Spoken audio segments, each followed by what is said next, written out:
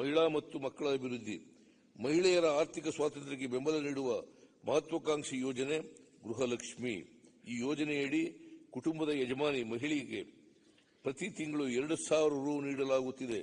ಕುಟುಂಬ ದತ್ತಾಂಶದನ್ವಯ 1.33 ಕೋಟಿ APL, BPL, ಎಎವೈ ಪಡಿತರ ಚೀಟಿ ಹೊಂದಿರುವ ಯಜಮಾನಿ ಮಹಿಳೆಯರನ್ನು ಅರ್ಹ ಫಲಾನುಭವಿಗಳು ಎಂದು ಗುರುತಿಸಲಾಗಿದೆ. ಜನವರಿ ಅಂತ್ಯದವರೆಗೆ 1.17 ಕೋಟಿ ಮಹಿಳೆಯರು ಯೋಜನೆಯಡಿ ನೋಂದಾಯಿಸಿಕೊಂಡಿದ್ದು, ಈವರೆಗೆ 11,726 ಕೋಟಿ ರುಗಳನ್ನು ನೇರವಾಗಿ ಫಲಾನುಭವಿಗಳಿಗೆ ಖಾತೆಗೆ ವರ್ಗಾಯಿಸಲಾಗಿದೆ. 24-25ನೇ ಸಾಲಿನಲ್ಲಿ 28,608 ಕೋಟಿ ರುಗಳನ್ನು ಒದಗಿಸಲಾಗಿದೆ. 28,608 ಕೋಟಿ ರುಗಳನ್ನು ಒದಗಿಸಲಾಗಿದೆ.